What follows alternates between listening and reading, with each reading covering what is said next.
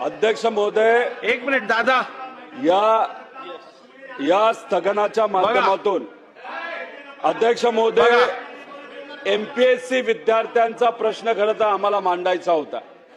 मी तुमचे आभार व्यक्त करतो, निवेदन करण्यासाठी तुम्ही संधी दिली. जयंत पाटील साहेबांचे आभार करतो की त्यांनी विद्यार्थ्यांच्या व आमच्या वतीने आपल्याला तिथे विनंती केली. अध्यक्ष महोदय, एमपीएससी परीक्षा देणारे असे 50 लाख विद्यार्थी आहेत.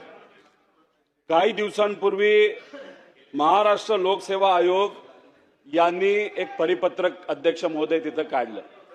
या परिपत्राच्या माध्यमातून अध्यक्ष महोदय, एमपीएससी काय सांगते की आजपर्यंत ज्या ऑफलाईन परीक्षा घेतल्या जात होत्या ते याच्या पुढे आम्ही ऑनलाईन घेणार आहोत.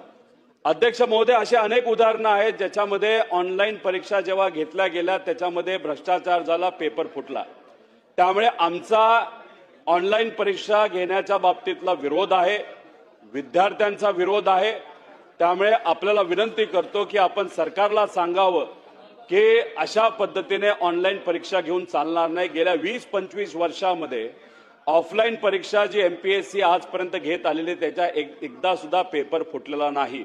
नॉर्मलायझेशनचा मुद्दा आहे, पेपर फुटीचा मुद्दा आहे, लांबचे परीक्षा केंद्र त्या ठिकाणी दिले जातात तोही मुद्दा आहे. काल अध्यक्ष महोदय, छत्रपती संभाजीनगरमध्ये विद्यार्थ्यांनी खूप मोठं आंदोलन घेतलं होतं. आम्ही सर्वजण तिथे होतो. याच्या आधी विदर्भामध्ये सुद्धा, वर्ध्यात असू द्या, अमरावतीमध्ये असू द्या, मोठं आंदोलन झालं. अध्यक्ष महोदय, मुख्यमंत्री साहेबांना भेटलो, विनंती केली. ते म्हणाले की आम्ही सकारात्मक आहोत, आम्ही चर्चा करू.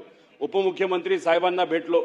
अध्यक्ष महोदय, काही झालं तरी पुढच्या काही दिवसांमध्ये सरकारकडनं निर्णय, नाहीतर एमपीएससीला सांगण्यात यावं हा ऑनलाईन घेण्याचा जो काय घाट घातला जातोय तो त्या ठिकाणी थांबवण्यात यावं.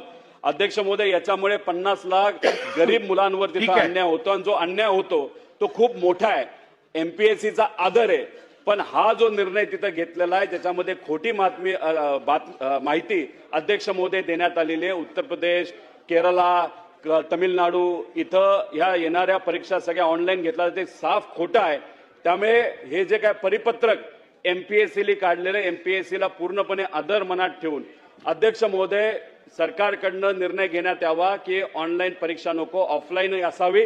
आणि कृपा करून ज्या पद्धतीने हा पेपर या ठिकाणी पाडला तसंच या निर्णय सुद्धा सरकारच्या माध्यमातून कॅन्सल करण्यात यावा.